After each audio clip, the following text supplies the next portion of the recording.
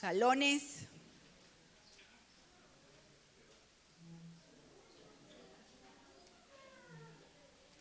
Miren esa maravilla, esa columna que se mueve hacia allá, como un ejército en el desierto.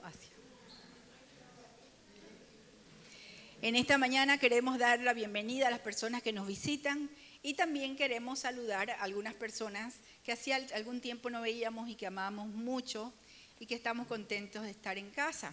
Y queremos decirle feliz cumpleaños a Yara.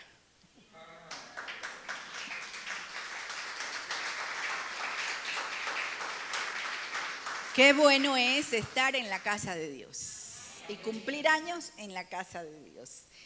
En esta mañana se nos rompió el reloj, así que es a riesgo de ustedes.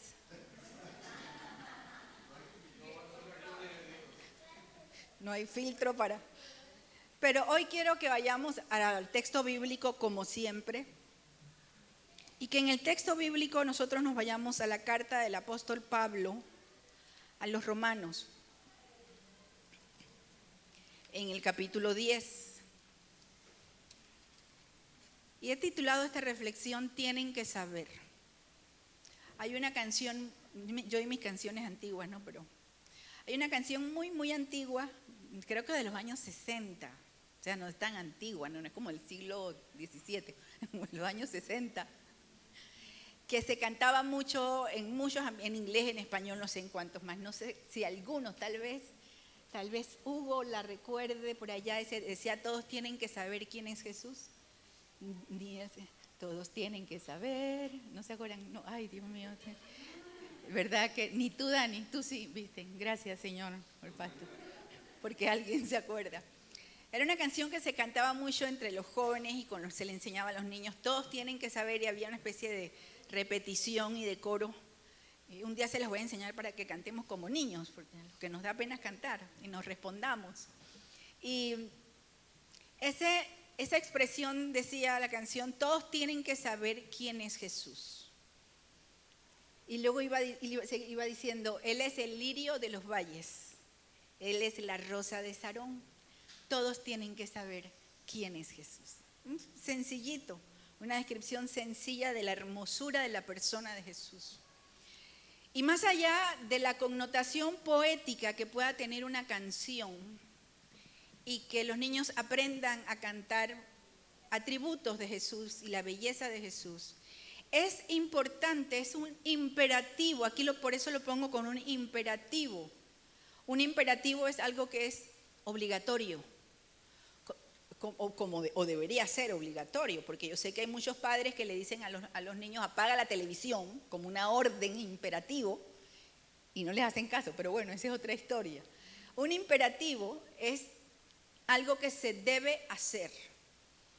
Y si hay algo que es necesario para este mundo en crisis, es que las personas tienen que saber quién es Jesús. Uno pudiera pasar muchas semanas, pudiéramos estar muchas semanas predicando y buscando en la Biblia, ¿qué dice la Biblia acerca de lo que está pasando con Israel y el Medio Oriente? ¿Qué pasa? ¿Cuál es el papel de Rusia? ¿Qué dice la Biblia de Irán? ¿Qué dice la Biblia de Estados Unidos? ¿Qué dice la Biblia de la crisis por venir? ¿Qué dice? Y uno pudiera entrar en una especie de frenesí escatológico. De quiero saber qué me va a pasar. Y muchas veces lo que nos mueve, a algunos nos mueve o el miedo de qué va a pasar, qué está pasando, la necesidad de saber el futuro, y a otros la curiosidad, o a otros también el estar en medio de un país o de uno de los lugares donde está viviendo el conflicto. Sin embargo, la iglesia del Señor, todos los creyentes del mundo, debemos mantener nuestra mirada puesta en Cristo y nuestra confianza puesta en Él, como hemos cantado, no solamente para confiar en Él cantando y decir yo creo en ti, confío porque tú eres fiel, sino que esto sea más que un conocimiento intelectual o un canto que cantamos, o una esperanza que, porque a veces es que lo que quisiera es confiar en ti, como una esperanza más que una afirmación. Y que para la iglesia del Señor, aún en tiempos de crisis o en los momentos en que la vida parece que se rompe, ¿y qué va a pasar? Uno se imagina cómo estaremos el próximo año. Hay quienes piensan, ¿será esta la última Navidad tal cual la conocemos porque el mundo va a entrar en una guerra total? ¿Qué pasará? Más que simplemente tener la ansiedad, el creyente vive en la práctica. El cristianismo o el evangelio no es una religión para hacer rituales o sentirnos bien. El evangelio es poder de Dios para todos los días vivir salvos, para todos los días tener paz, para todos los días sabernos seguros en Cristo, para todos los días sabernos seguros en Dios. Entonces, cuando nosotros decimos tienen que saber, nos referimos a que la Biblia nos enseña que más que caer nosotros en la angustia y la desesperación por lo que nos sucede en lo privado, en lo individual, por lo que le sucede como un círculo no concéntrico, lo que le sucede a nuestros familiares extendidos, lo que nos sucede en nuestras empresas o trabajo, o lo que sucede en nuestro país, nosotros debemos mantener también la mirada puesta en que hay mucha gente que aún no ha conocido el evangelio, no conoce a Cristo. Y más que cualquier otra cosa, más que entender las noticias que salen día a día, lo que hay es que tener claro qué significa la salvación, qué significa el evangelio. Vamos a ir a Romanos 10. Si alguien está tocando el timbre, por favor, un servidor que esté allí de ese lado y que pueda abrir. Gracias. Romanos 10, y vamos a leer del 1 al 15, aunque solo vamos a mencionar, digo yo, algunos de los pasajes. Lo vamos a leer en la Nueva Traducción Viviente, también allá creo que hay Biblia. Si usted no tiene una Biblia física, yo siempre puede abrir su teléfono. Yo siempre recomiendo que podamos tener Biblias con nosotros para estudiar la palabra. Vamos a ver en pantalla el texto, Romanos 10, del 1 al 15, y vamos a ir leyendo. Me encanta la dinámica de que leamos juntos la palabra de Dios, lo hacemos a veces una vez por semana. Romanos 10, del 1 al 15, vamos a leer conmigo a la cuenta de 3, está en pantalla. Dice así, está en la Nueva Traducción Viviente para los que están buscando en su teléfono. A la cuenta de 3, 1, 2, 3. Amados hermanos, el profundo deseo de mi corazón y mi oración a Dios es que los israelitas lleguen a ser salvos. Yo sé que ellos tienen un gran entusiasmo por Dios, pero es un fervor mal encausado, pues no entienden la forma en que Dios hace justas a las personas ante Él. Se niegan a aceptar el modo de Dios y en cambio se aferran a su propio modo de hacerse justos ante Él, tratando de cumplir la ley. Sin embargo, Cristo ya cumplió el propósito por el cual se entregó la ley. Como resultado, todos los que creen en Él son hechos justos a los ojos de Dios, pues Moisés escribe que la ley exige obediencia a todos sus mandatos para que una persona llegue a ser justa ante Dios. Pero el modo de la fe para hacernos justos ante Dios dice: no digas en tu corazón, ¿quién subirá al cielo para hacer bajar a Cristo a la tierra? Ni tampoco digas, ¿quién descenderá al lugar de los muertos para volver a Cristo de nuevo a la vida? En realidad dice, el mensaje está muy al alcance de la mano, está en tus labios y en tu corazón. Y ese mensaje es el mismo mensaje que nosotros predicamos acerca de la fe. Si declaras abiertamente que Jesús es el Señor y crees en tu corazón que Dios lo levantó de los muertos, serás salvo. Pues es por creer en tu corazón que eres hecho justo a los ojos de Dios, y es por declarar abiertamente tu fe que eres salvo. Como nos dicen las Escrituras, todo el que confíe en Él jamás será avergonzado. No hay diferencia entre los judíos y los gentiles en ese sentido. Ambos tienen al mismo Señor, quien da con generosidad a todos los que lo invocan. Pues todo el que invoque el nombre del Señor será salvo. Pero ¿cómo pueden ellos invocarlo para que los salve si no creen en Él? ¿Y cómo pueden creer en Él si nunca han oído de Él? ¿Y cómo pueden oír de Él a menos que alguien se lo diga? ¿Y cómo irá alguien a contarles sin ser enviado? Por eso las Escrituras dicen: qué hermosos son los pies de los mensajeros que traen buenas noticias. Maravillosa la palabra del Señor. Y fíjense que en este texto Pablo viene conectando, para hacer un poquito el contexto, Pablo viene hablando en el capítulo 9, que es el anterior, viene hablando acerca de qué pasa entonces, surge la iglesia comienza en Jerusalén. Parece ser un movimiento que los primeros discípulos, los apóstoles, pensaban que la salvación era para los judíos, porque había nacido dentro del mundo del pueblo judío. Luego Dios va demostrándoles que no, que Jesús había dicho en Juan 3:16, Dios envió a su Hijo al mundo, ¿para qué? Para que todo aquel que en Él cree. O sea, que el Evangelio debía ser entregado, predicado, llevado a todos. Y todo aquel que creyera en el mensaje sería salvo. Entonces entran los gentiles. ¿A qué nos referimos o a qué se refiere la Biblia? Lo vimos ahí, decía judíos y gentiles. A veces leemos en judíos y gentiles esto. ¿Quiénes son los gentiles? ¿Los que eran amables? ¿Los que eran buena gente o bondadosos?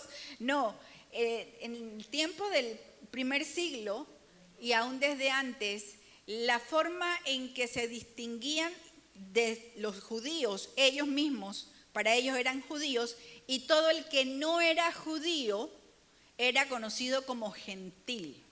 Es como si nosotros aquí dijéramos, los panameños, decimos nosotros los panameños, y todo el que no es panameño es extranjero, ¿sí? Era una forma de diferenciar. Claro que este tipo de hacer diferencias siempre ha traído problemas entre los seres humanos, ¿no? Por eso la gente comenzaba a preguntarse, y algunos comenzaban a creer dentro ya de los gentiles, o sea, de los creyentes que habían llegado a Cristo pero que no eran judíos, comenzaron a creer, bueno, entonces quiere decir que como Israel rechazó a Dios, los judíos crucificaron a Cristo, entonces ahora ya Dios desechó a Israel. El mismo texto en Romanos 10 aclara, dice, Dios no ha desechado a Israel. Dios no ha roto su pacto con Israel. Él no ha terminado de trabajar con el pueblo de Israel. Para nosotros, yo siempre les digo, eso es un gran alivio. Porque si Dios fuera un Dios que rompe pactos, dependiendo de las circunstancias o dependiendo del comportamiento de nosotros, ¿qué seguridad tendríamos nosotros de que Él mantendría su pacto con nosotros o sus promesas para con nosotros? Dios no ha olvidado, Él tiene un trato y no vamos a entrar en el tema de Israel, sino que lo traigo a colación porque es en este contexto que Pablo les está escribiendo en esta carta a los romanos en el capítulo 9, les está explicando qué sucede. Y entonces comienza a ampliar el concepto de que la gente necesita conocer el Evangelio de Jesucristo para ser salvo. Fíjense que nosotros vamos a encontrar algunos detalles del texto de este texto que acabamos de leer, fíjense en el verso 1, nos encontramos con el deseo y la oración de Pablo. Dice Pablo, yo, el profundo deseo de mi corazón y mi oración a Dios es que los israelitas sean salvos. Y aquí hay como un rebote para nosotros. El profundo deseo de nuestro corazón y nuestra oración ha de ser que las personas que no conocen a Cristo le conozcan y sean salvas. Así como tú y yo le hemos conocido. Pero debe haber un profundo anhelo. Hay una manera en que lo decía el pastor David Wilkerson, era un llamado a la angustia. El sentir angustia, dolor, que sea el anhelo de mi corazón, el deseo. Porque a veces conocemos a Cristo y conocemos el Evangelio y es revelado y comenzamos a sentir y a vivir en nuestro corazón una alegría que no teníamos, una confianza que no teníamos. Comenzamos a conocer al Señor, comenzamos a entender que no nos ganamos el cielo o no nos ganamos a Dios por las buenas acciones que nosotros hagamos, sino que es por pura gracia y misericordia de Dios que envió a su Hijo Jesucristo a salvarnos. Y a veces nosotros podemos quedarnos en una especie de burbuja. Por eso hacemos el seminario de Revienta tu burbuja. Porque vamos haciendo una especie de burbuja con nuestro cristianismo, con nuestra relación con Dios. En esa burbuja estoy yo y estoy contentita. Y estoy contentita si alguien más de mi familia o de los míos o de la gente que me cae bien entra en esa burbuja. Y nosotros debemos pedirle al Señor, Señor, que sea el anhelo de mi corazón, el poder compartir con aquellos que no te conocen. Ahora, Pablo dice, ¿cuál era el problema de los israelitas? Que ignoraban el camino de la justicia de Dios y querían o procuraban acercarse a Dios por la ley conforme a su propia justicia. Jesús utilizó un ejemplo muy interesante cuando habló del fariseo y del publicano. Cuando el fariseo, eso está en los evangelios, si usted no lo ha leído, eran dos variantes de religión, uno religioso, el fariseo, y el publicano era el cobrador de impuestos en el ambiente en que vivía Jesús. Y el fariseo, que era muy religioso, conocía toda la ley, conocía todo lo que de los escritos de Moisés, conocía todos los mandamientos, los que habían en la ley y los que se habían inventado ellos, que no estaban en la ley, todo se lo sabía. Y él se para en el templo a orar. Jesús dice, no sean como el fariseo que se paró y dijo, yo te doy gracias, porque estaba el fariseo orando y estaba el publicano, el cobrador de impuestos, al que nadie quería, que todo el mundo lo miraba mal. Y el fariseo decía, yo te doy gracias, Dios, que yo no soy como este, porque yo sí me sé la ley, yo sí guardo la ley, yo no soy como el publicano que se maneja con los romanos, que cobra impuestos, que vive entre gente inmunda. Yo te doy gracias que yo, la justicia propia, lo que yo puedo hacer para ganar a Dios, para ganarme una relación con Dios, mis buenas acciones, mis buenas obras. Y el Señor le dice, no, tienes que ser como el publicano. El publicano en una esquinita, casi sin levantar la cabeza, él oraba diferente. Y él decía, Señor, ten misericordia de mí, que soy un pobre pecador. Es diferente, fíjense que uno puede tener un conocimiento intelectual acerca de Dios, incluso acerca de Jesús.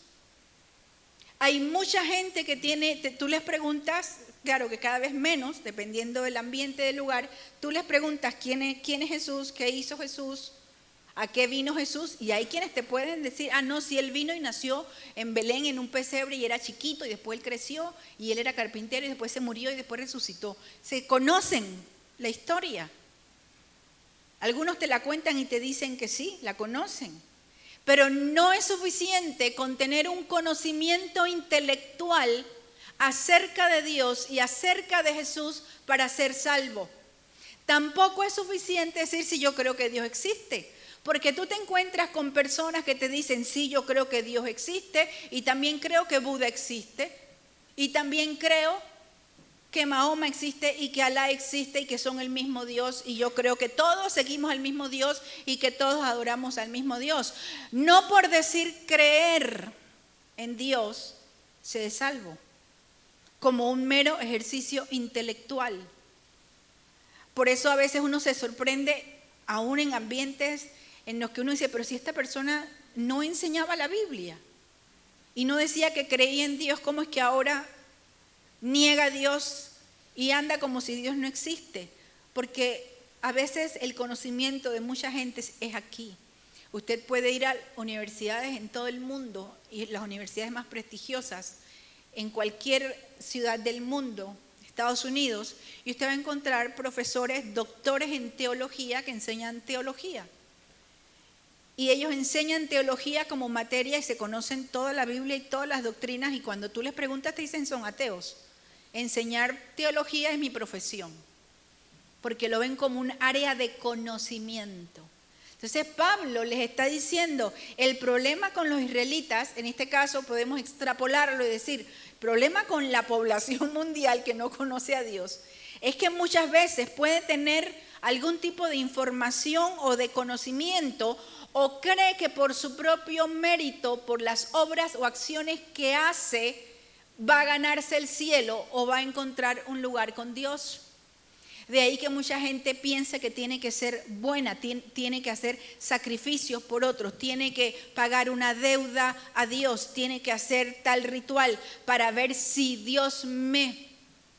Y ahora hay una mezcla que siempre les aviso y les hablo acerca de esta mezcla que va uniendo, se llama sincretismo, va uniendo las creencias de la palabra con prácticas que son paganas y las va mezclando y entonces encuentras personas que te dicen, el otro día veía una que decía, siempre que ando conmigo yo tengo estas mis cartas, unas cartas como de tarot y estas cartas tienen al ángel tal, otra tiene al ángel tal y otra tiene al ángel tal y esta tiene la oración de no sé qué y esta. Entonces yo antes de tomar mis cartas del día, de echármelas, algunas tienen textos bíblicos, otras tienen una figurita del dios Shiva, otras tienen qué sé yo y dice, yo antes de echarme yo agarro un palito de palo santo y me lo fumo. Y lo prendió ahí, me lo fumo, entonces echo todo, abro las cartas y entonces termino con el Salmo 91. Parece unas ensaladas que yo hago que no se pueden comer. Y la gente piensa que haciendo estas cosas está encontrando algún tipo de espiritualidad y está encontrando o viviendo en un nivel que lo hace sentirse superior al de los restos mortales que no se fuman el palo santo o no tienen las cartas o no se saben el nombre de su ángel. Nada de eso es bíblico. Hay ignorancia de la justicia de Dios. Puede haber conocimiento, pero la mezcla de conocimientos no nos conduce a Dios.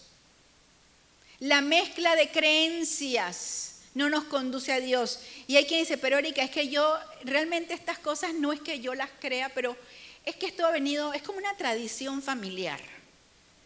No, hermano, entierre su tradición familiar. O sea, si no es bíblico, no viene de Dios.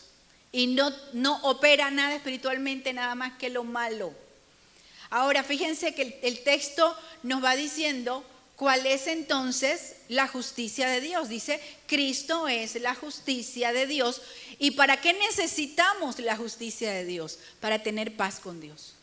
Fíjense que el objetivo de la salvación, el objetivo del mensaje del Evangelio es restaurar la relación del ser humano con Dios que está rota por causa del pecado. Porque dice la palabra de Dios que no hay justo, no hay bueno, ni uno solo. Y él dice, por cuanto todos pecaron, todos están destituidos de la gloria de Dios.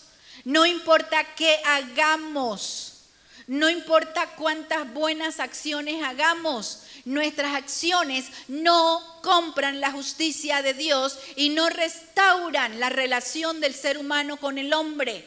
Por eso es que hay muchas creencias y prácticas religiosas que se convierten en parches que no duran. Esta semana que terminó, vine a una reunión con los pastores de la red y me puse estas cosas que hacemos las mujeres, ¿no? Que saqué unas sandalias que no me había puesto, creo, desde antes de la pandemia.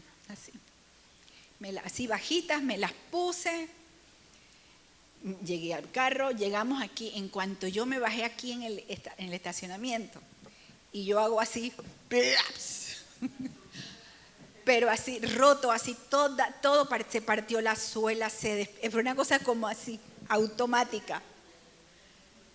Y entonces yo así chancleteando y con un zapato, y Stanley me dice, pastora, ¿qué hacemos? Voy a Saks, y le digo, no, Stanley, sí, yo, de aquí a que usted vaya, y yo digo, consígame una engrapadora, una clipsadora. Entonces él me consigue y yo comienzo a clavarme el zapato me lo clavé, levanto el pie, me miro el pie, digo, llegué, puse la engrapadora en la mesa y me levanté, allá va el zapato. Era un parche, no servían esas grapas. Llegué descalza a la casa, obviamente, directo a la basura. Mi solución a lo que estaba roto no tenía ningún sentido y no iba a durar porque no era reparable. Y yo misma no lo podía reparar aunque lo intentara. Así pasa en nuestra relación con Dios y la gente que no conoce a Dios y que piensa, es que nosotros en mi casa creemos de esta manera, es que mi religión, fíjense que no estoy hablando de religión, mi religión me dice de esta manera.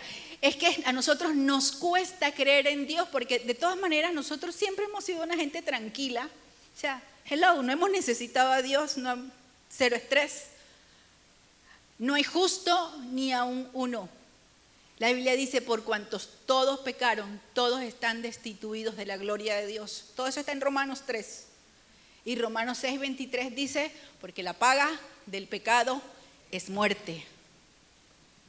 Entonces, cuando Pablo está diciendo, si todos pecaron, no hay ninguno que sea bueno, Dios considera que todos somos pecadores.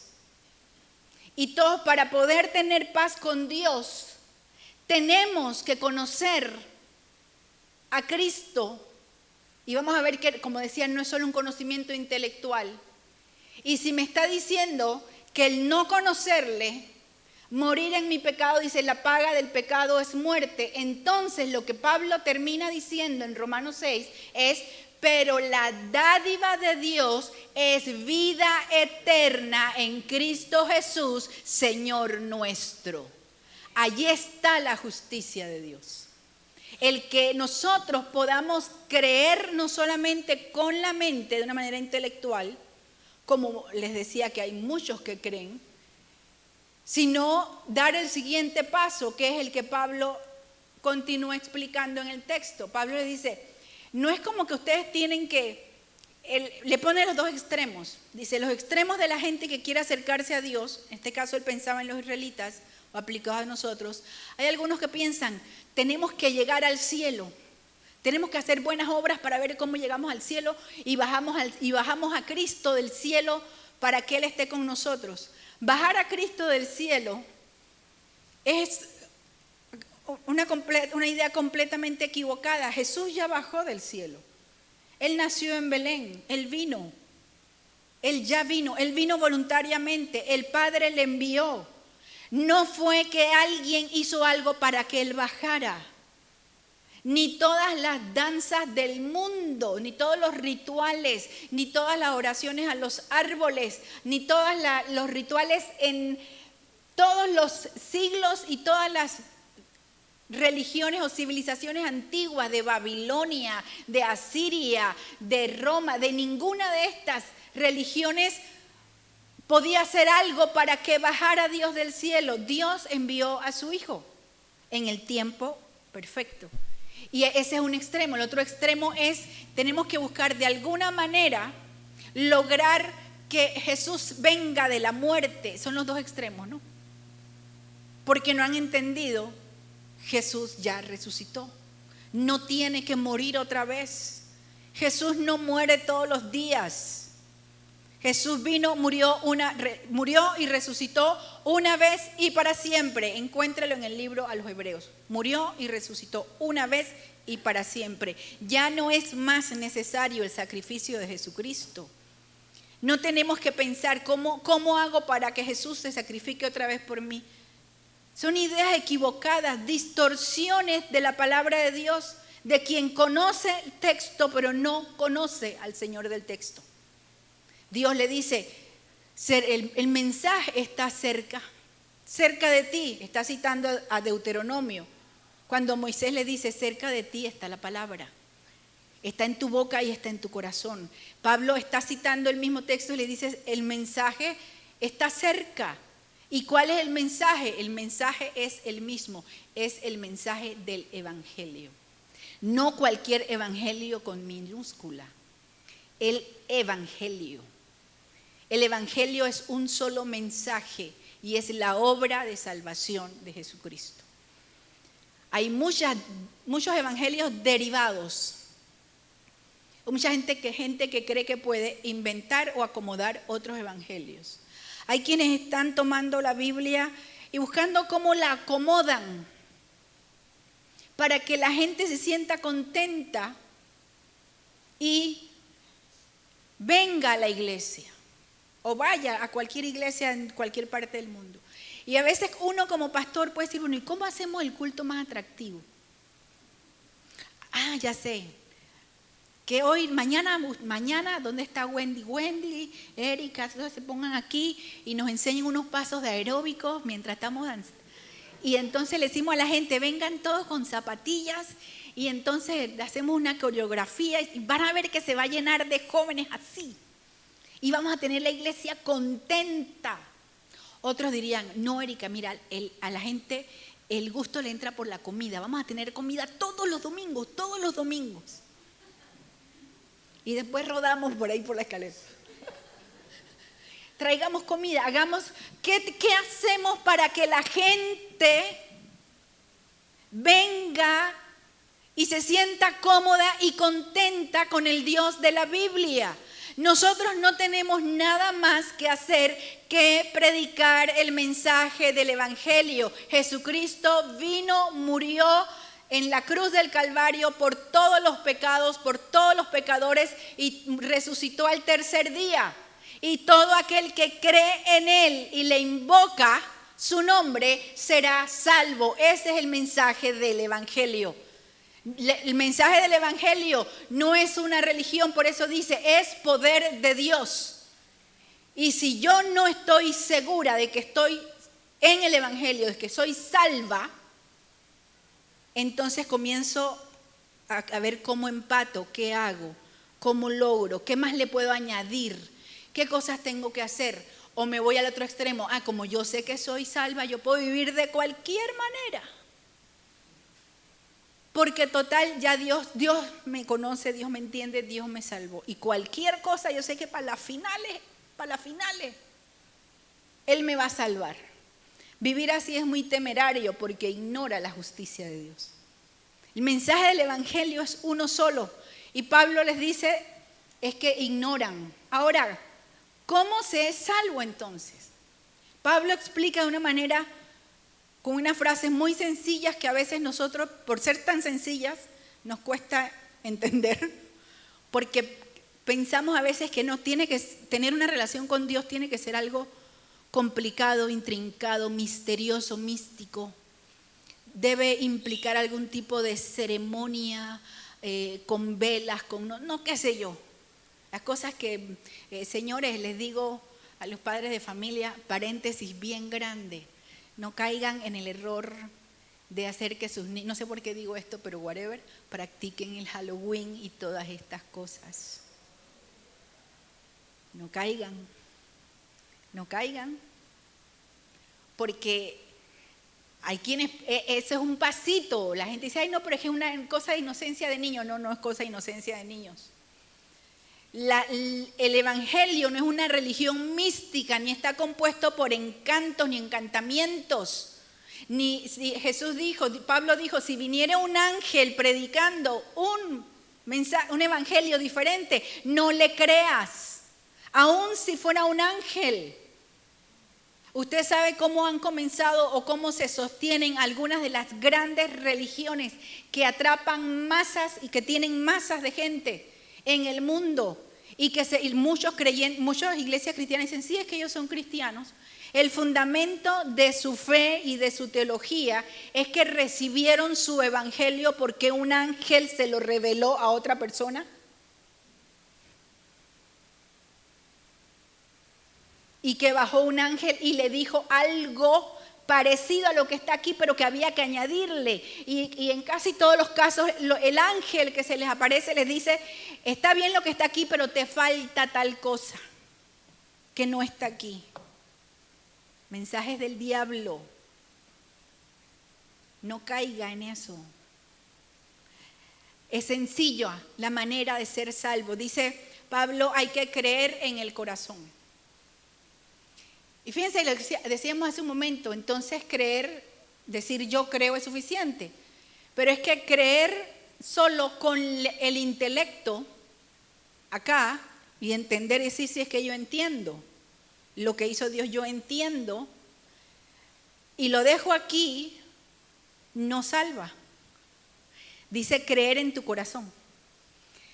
La Biblia, cuando habla de corazón, lo utiliza de una manera metafórica para referirse a toda la persona, a todo el ser, a toda la personalidad, a todo el entendimiento, a todo el énfasis emocional, espiritual, intelectual, a todo lo que soy, a mi voluntad, a mi capacidad de tomar decisiones. Por eso es que en el griego, cuando habla de creer en el corazón, se refiere a confiar en Dios, a tener fe, a estar plenamente convencido, a tener dependencia de la voluntad de Dios, es entregar el ser completo.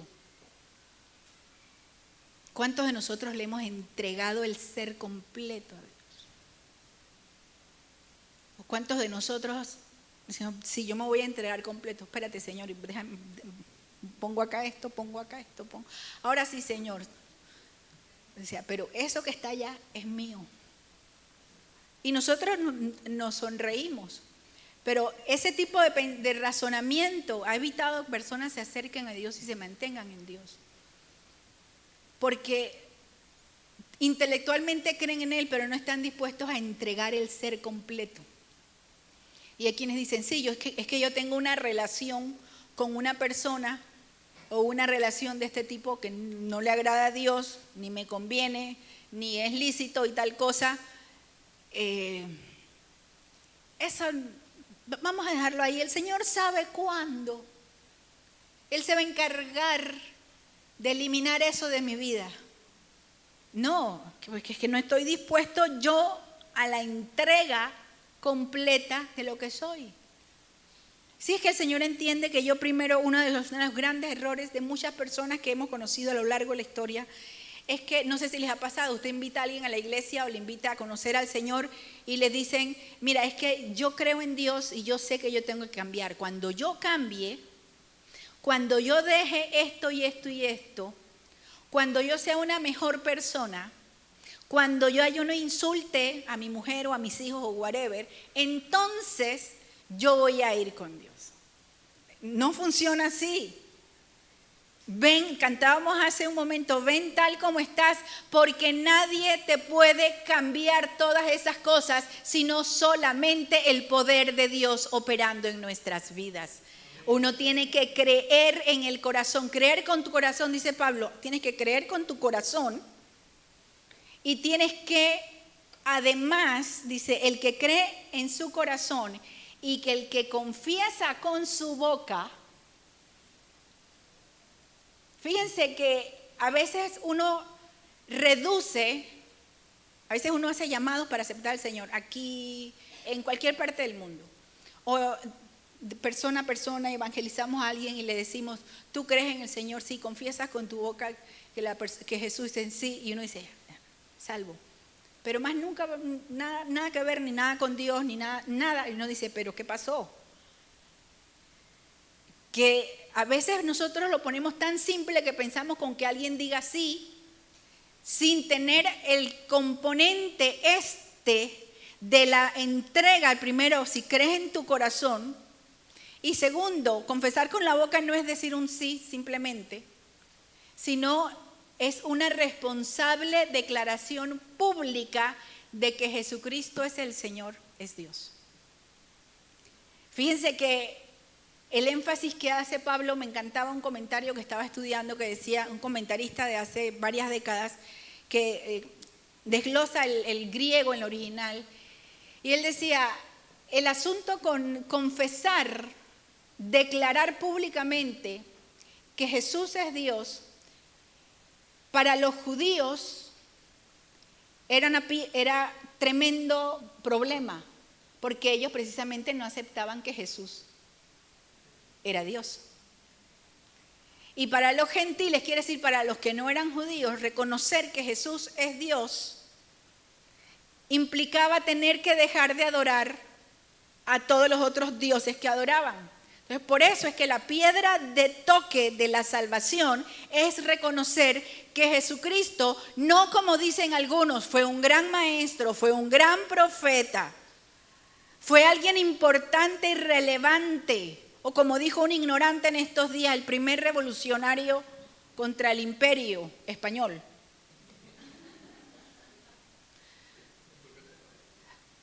Sí, y el revolucionario palestino. No se trata simplemente de decir públicamente, él era un buen maestro, un buen profeta, una persona, hay quienes han dicho, una persona muy interesante. Hay quienes han dicho, ay, me gustaría ser como Jesús, porque Jesús fue tan bueno. Él quería tanto a la gente. Algunos presentan a un Jesús tan frágil, tan tierno, tan débil. Ay, le dio. Y hay gente que llora el Viernes Santo, literalmente, que llora como que es una cosa lo que ha sufrido Jesús. Pero se quedan en el Viernes Santo. Hay que reconocer realmente, para ser salvo, hay que creer. Hay que entregarle nuestra vida entera a Jesucristo, confiar en Él y decir, sí, Señor Jesús, tú eres Dios. Y allí yo le estoy reconociendo el señorío de Jesucristo sobre mi vida, no sobre parcelas de mi vida, no sobre pedazos de mi vida. No, bueno, Señor, yo te entrego a mi familia. ¿Quién te pidió que le entregue? Entrégate tú. Yo te entrego mi negocio, yo te entrego mis anhelos para que tú me abras las puertas para que yo logre eso que yo quiero hacer. Decimos, ¿dónde está la declaración y la entrega a la voluntad de Dios? Ese es el mensaje del Evangelio y esa es la forma de ser salvo. Ahora, quiero terminar con las 4 preguntas retóricas que hace Pablo. Son preguntas retóricas porque él la respuesta está implícita en la pregunta. Pero él lanza estas preguntas porque está diciendo, ok, esta es, bueno, el ok no la dijo Pablo. Pablo ha estado diciendo, este es el Evangelio. Y para poder ser salvos hay que creer en el corazón y confesar con la boca. Y luego se hace preguntas, pero ¿cómo pueden invocar? Porque dice, todo aquel que invoque el nombre del Señor será salvo. Eso viene citado del Antiguo Testamento, de Joel 2:32. Pero ¿cómo pueden ellos invocarlo para que los salve si no creen en Él? Y luego conecta una segunda pregunta. ¿Y cómo pueden creer en Él si nunca han oído de Él? Y lo conecta con una tercera. ¿Y cómo pueden oír de Él a menos que alguien se lo diga? Y la cuarta, ¿y cómo irá alguien a contarles sin ser enviado? La gran responsabilidad de los creyentes es que entendamos estas 4 preguntas y seamos parte de la respuesta. Porque ¿cómo puede tu familia, tus amigos, tus compañeros de trabajo, cómo pueden invocar al Señor para que los salve si no creen en Él? Aunque te digan que sí creen, hemos visto la diferencia de creer intelectualmente a realmente creer entregándole vida y corazón. Pero ¿cómo van a creer si no les hablamos? A veces nuestras oraciones son muy simpáticas. Se lo digo porque yo he hecho esa oración muchas veces. Señor, mándale a alguien, a fulano de tal, que le hable de ti. Y el fulano de tal vive al lado de mi casa. Señor, mándale a alguien a mi familia, mándale a quién. ¿Cómo pueden creer si nunca han oído de Él? No basta solamente con orar por aquellos que no conocen al Señor, hay que hablarles del Señor. Una frase, Agustín de Hipona, conocido como San Agustín, tenía muchas frases interesantes en muchos de sus escritos. Y hay muchas frases que la gente las toma como si fuera texto bíblico. No es texto bíblico, es Agustín de Hipona. Y él decía cosas como que tu vida sea tan fiel al Señor, tan transparente, estoy parafraseando, que no sea necesario que prediques, sino con tu vida. Pero la Biblia y el Señor no nos mandó a modelar nuestra vida, porque no es el modelo de nuestra vida lo que salva, es el Evangelio de Jesucristo. Es la palabra del Señor, es la palabra la que tiene poder. Nuestra vida debe reflejar el Evangelio. Y sí, nuestra vida debe ser testimonio suficiente para que a la gente se le antoje ser como tú y como yo. Para que nos digan, enséñame a orar, dime cómo tú es que hablas con Dios, dime cómo es que le cuentas a Dios tu problema, ayúdame con tal, porque vean en nosotros a la persona de Cristo y su amor y su misericordia. Pero no es mi vida la que va a salvar a nadie. No es mi ejemplo el que va a salvar a nadie. Y por eso les digo, hay que conocer a los personajes, las historias, sus dichos, etcétera. Muy maravilloso, estudiar, etcétera, etcétera. Pero hay que conocer la palabra y hay que vivir por la palabra, porque es la palabra de Dios la que tiene poder para transformar. Y el Espíritu Santo respalda la palabra de Dios. No nuestras invenciones, no nuestros ejemplos como simplemente me ven vivir a mí, porque usted sabe que mucha gente que no conoce a Dios y que practica otras religiones puede aparentar piedad y puede parecer que, y sí, uno dice, pues es buena gente y se porta bien y tú le dices, oye, y enséñame eso que tú vives, es que yo soy budista. Entonces, ¿no se aplica lo mismo? No, hay que hablar la palabra. Dice, ¿cómo pueden creer si nunca han oído? ¿Y cómo pueden? Hasta ahí llegó, ya saben. ¿Cómo pueden? Me pasa la siguiente, Mario. ¿Cómo pueden oír de Él a menos que alguien se lo diga? Y la última, ¿y cómo pueden?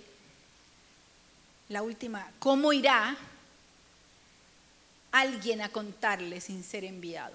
Y algunos se quedan con este pedacito y dicen, bueno, es que a mí el Señor no me ha mandado a ir a predicar, esto es con los misioneros. Oremos por Olter para que Olter les diga. Oremos por aquellos que están, entre paréntesis, oremos por, en India hay grandes persecuciones contra los cristianos de una manera impresionante en muchas ciudades en la India. ¿Cómo irá alguien a contarles? La Biblia dice en Efesios que Dios constituyó algunos apóstoles, evangelistas, pastores y maestros. Entonces hay quien dice, viste, es que a mí el Señor no me constituyó evangelista. A mí el Señor, diría Mario, me constituyó bajista. pianista. Y sí es cierto, la persona a la cual se refiere como evangelista es una persona a la que Dios le da un don espiritual para poder predicar el evangelio y ganar personas para Cristo. Y lo hacen con una sencillez y una facilidad. No sé cuántos escucharon las predicaciones, por ejemplo, de Billy Graham. El mensaje más sencillo del mundo, el mensaje de Billy Graham. Sencillito. Solo predicaba el evangelio, una y otra vez. Y cientos, y cientos, y cientos, y cientos de personas respondían. Dios lo constituyó, Dios mismo constituyó a unos apóstoles. Aquí nosotros tenemos no le envidio porque no puedo estar envidiando, pero sí admiro que el Señor le ha dado al pastor Hugo un don de evangelista. Y yo espero que, yo creo que él lo sabe.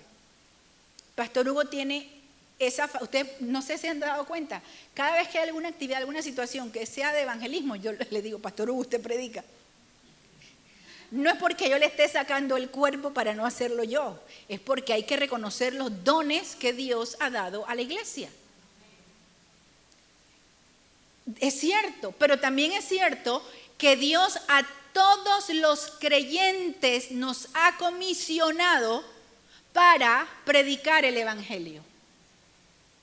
Para hablar, para proclamar, para anunciar. Jesús dijo cuando ascendió a los cielos y cuando se iba, les dijo a los discípulos, vayan por todo el mundo y prediquen el evangelio, enseñándoles todas las cosas, hagan discípulos, enseñándoles todas las cosas. Pablo dice en 1 Corintios 15, a nosotros se nos ha entregado el ministerio de la reconciliación, para que le digamos a la gente, reconcíliate hoy con Dios. Toda la iglesia está llamada. ¿Cómo oirán, cómo invocarán a Jesús para ser salvos si no creen en Él? Pero ¿cómo creerán si no hay alguien que les diga? ¿Y cómo les va a decir alguien si no va a contarlo? Y termina el texto diciendo, cuán hermosos son los pies de los mensajeros que traen buenas noticias. Compartir el evangelio y ver personas que le dicen sí al Señor, que entregan su vida. Y luego usted ve lo que hace Dios porque no lo hace uno. Dios considera que esa es una de las más hermosas labores que puede hacer la iglesia, porque está cumpliendo la gran comisión. ¿Cómo van a oír? ¿Cómo va a escapar la gente que sincretiza, que mezcla creencias? ¿Cómo va a escapar la gente en medio de una sociedad que dice que cualquier cosa vale, que todo es relativo, que lo que tú quieras creer está bien? ¿Cómo combatimos? Hay quienes piensan, me tengo que poner a pelear con la gente y decirle, no, porque tu religión es, y porque tú. No, ¿cómo se combate la incredulidad? Con la fe. ¿Y cómo se presenta la fe? Por la palabra. ¿Y cómo viene la fe? Por el oír la palabra de Dios. La gente tiene que saber. Te vas a encontrar en los próximos meses que a ti te da miedo el mundo, que te da miedo las guerras, que te da miedo, te causa incertidumbre lo que viene. Te animo a que recuerdes lo que hoy cantabas, en ti confiaré porque tú has sido siempre fiel. Nuestra vida está en manos de Dios y Él es quien nos sostiene y nos sustenta. Y Él estará con nosotros todos los días hasta el fin. Y más que caer en la angustia de las situaciones, hay que comenzar a decirle, Señor, pon en mi corazón el anhelo y la oración para ir, para hablarle a mis vecinos, a mis familiares. ¿Te da pena? Que no te dé pena. ¿Te van a decir que no? Tal vez, pero ya va a estar sembrada la palabra. Uno siembra la palabra, pero quien la hace germinar es Dios. Quien la hace producir fruto es Dios. Pero a veces nosotros pensamos, es que esta persona no va a aceptar, no va a cambiar y me quedo con la palabra, me quedo con la semilla. No, vamos a compartir, el Señor va a hacer lo demás. ¿Por qué? Porque la gente tiene que saber que la única manera de tener paz con Dios es por medio de nuestro Señor Jesucristo, y que hay que creer en el corazón y declarar con la boca que Jesucristo, el Señor, es Dios. Cierra tus ojos, vamos a orar.